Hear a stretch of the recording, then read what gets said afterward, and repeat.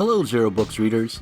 In this video we'll be responding to some right-wing claims about the left from Katie Pavlich, Jordan Peterson, and Roger Scruton by taking a look at an excerpt from Mark Fisher's book, Capitalist Realism, and from Christopher Lasch's classic and controversial book, The Culture of Narcissism.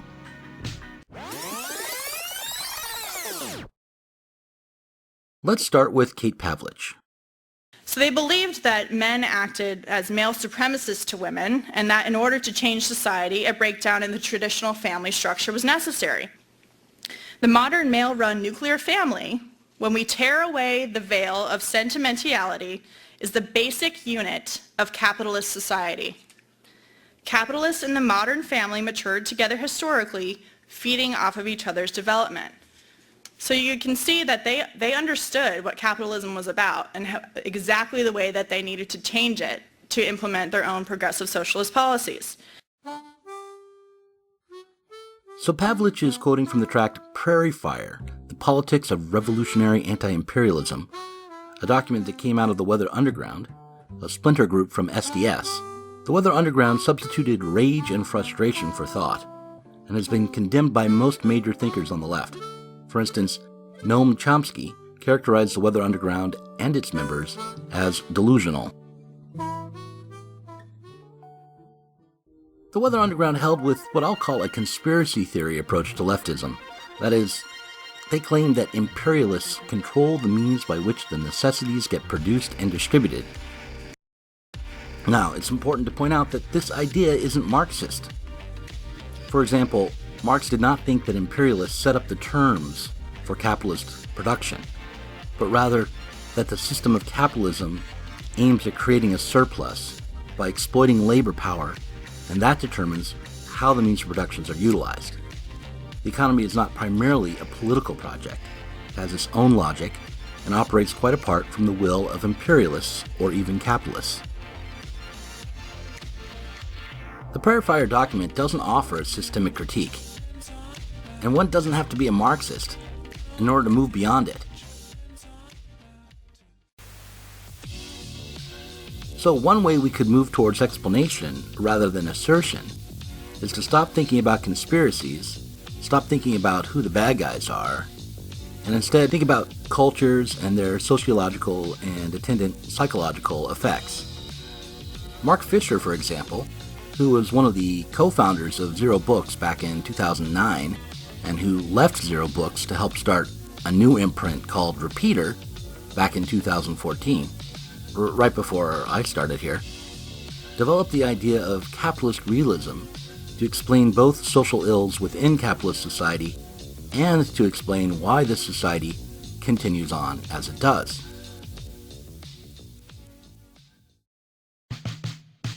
What does Fisher have to say about the family? We can find out by looking to a chapter titled Reflexive Impotence. There, Fisher describes a predicament that he, as a teacher of university students, faced during the 0 years. He wrote that teachers are caught between being facilitator entertainers and disciplinarian authoritarians. Teachers want to help students to pass the exams, and the students want us to be authority figures who tell them what to do. But when teachers are interpolated by students as authority figures, this exacerbates the boredom problem, since isn't anything that comes from the place of authority a priori boring? Ironically, the role of disciplinarian is demanded of educators more than ever at precisely the time when disciplinary structures are breaking down in institutions. With families buckling under the pressure of a capitalism which requires both parents to work, teachers are now increasingly required to act as surrogate parents, instilling the most basic behavioral protocols in students and providing pastoral and emotional support for teenagers who are in some cases only minimally socialized. So, according to Fisher, it's not a conspiracy launched by the left, nor a conspiracy from the right, that has created conditions whereby students are struggling and teachers are confused about their role, but rather the source of the problem is an ideology of capitalist realism, a capitalist realism that works its way through the culture and that we can spot in films, music, and classroom conversations.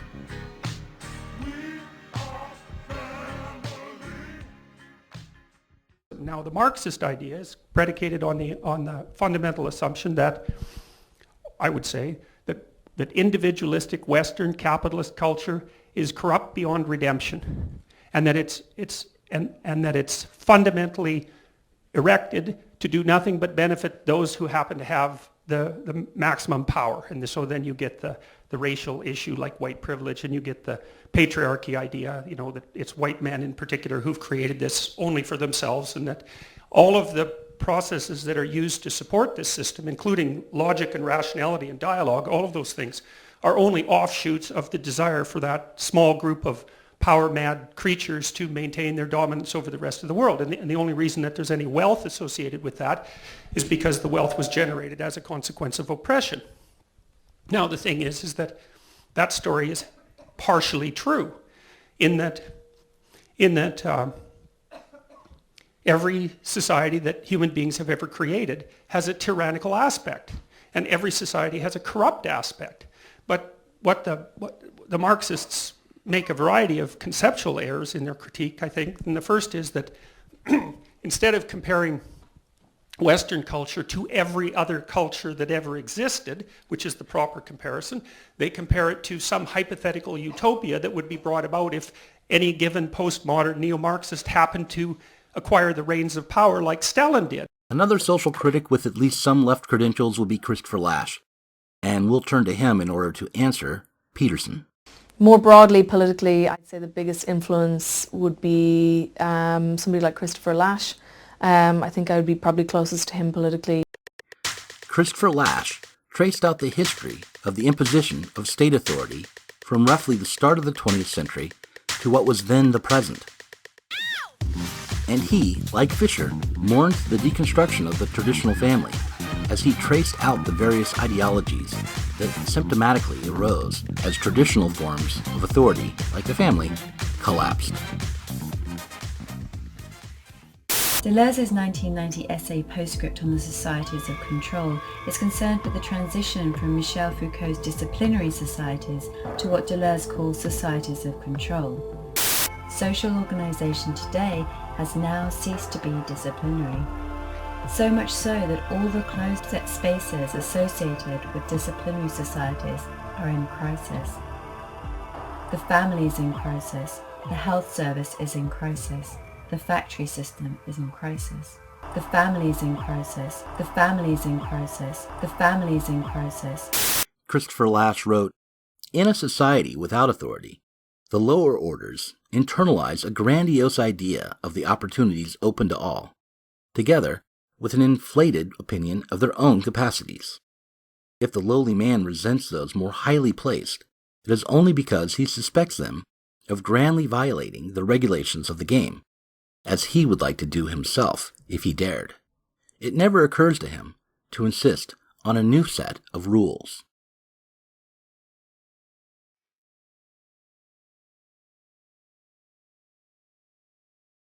Note that Lasch is harder on the lower classes, more critical of them and the system that produces them, than Peterson is.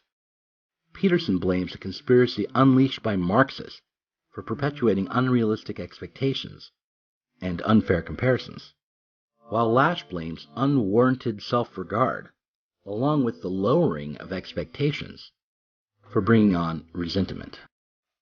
Peterson looks at the troubles and unrest in Western society and blames a conspiracy of Marxists.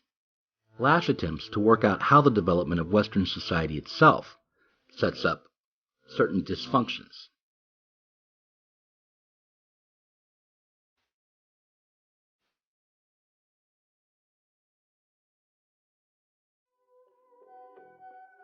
Further, Peterson's claim that the Marxist thinks that utopia would arrive if only he had Stalin's power is undone, not by direct argument, but rather by the intricacies of Lasch's description of how institutions, management strategies, and ideologies work together. What the Marxist is seeking is not to win the game, but rather to do what Lasch claims his lowly man cannot do, namely to change the rules.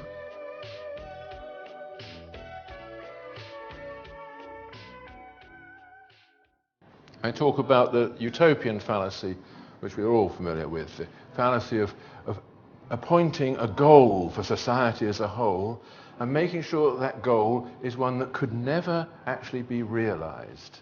They can never be realized, so everything, therefore, is a failure. Therefore, there's always a reason to go on and cut off more heads, or imprison more people, build more concentration camps, and so on. And we, of course, have seen that in the 20th century.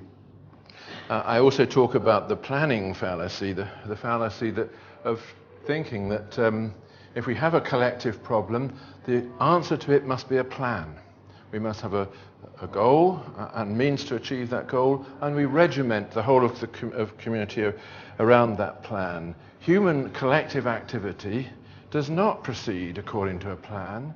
The results of what we intend to do individually are the byproduct of our intentions, but not the things that we intend. And this is something that Adam Smith pointed out 2 centuries ago in The Wealth of Nations, that the actual economic order that we enjoy is not something that was intended. It arises by an invisible hand, as he put it, from the many intentions of individuals and the small groups in which they belong. And any attempt to impose a plan will destroy that coordinating activity of human beings, and they won't actually know what they're doing. It's Scruton who starts to address actual Marxist thought, and he points out there are always unintended consequences to any human system of social organization. Scruton puts aside the conspiracy theory version of capitalism as an ill-understood imperialism, and instead describes it as Adam Smith would, namely as a system whereby results are achieved despite any human intention. However, where Marx and Scruton would part ways would be on the question of the invisible hand. While Scruton, like Adam Smith, sees a system of commodity production, exploitation, and distribution through the market as a marvel that produces goods and good outcomes both. Marx sees both the production of goods and good outcomes alongside the production of crisis, inequality, child labor, and many other social ills. Adam Smith talks about the invisible hand, and as the Marxist economist Andrew Kleiman once said, Marx talks about what might be thought of as the invisible foot. The invisible hand directs society towards the good, while the invisible foot comes along after to kick this same society in its ass. And yet we have to grant Scruton at least this much. There cannot be a future society based on human will alone. There will be no society where a class of people have enough control that they'll be able to dictate every outcome within it. And this is why no amount of planning will ultimately be able to replace capitalist production. Rather, what the Marxists should hope for is not a political power alone, but rather the coming together of forces that would set up a new basis for human production and human society. But aiming for this outcome takes courage and may even require a leap of faith. As Anselm Jappe points out in his book, The Writing on the Wall, social emancipation, should it happen, will be a leap into the unknown with no safety net, and not the execution of a sentence dictated by history. On the contrary, it is a tendency to disaster that has an objective basis. Indeed, there is something preordained about the development of commodity society because its crises and its collapse lie within its very core, and its history is the deployment of this nexus. Catastrophe is programmed, not emancipation. Things left to run unchecked lead only into the abyss. If there are laws of history, they tend always to go in the wrong direction. Human freedom and happiness never result from these laws, but are always achieved against them.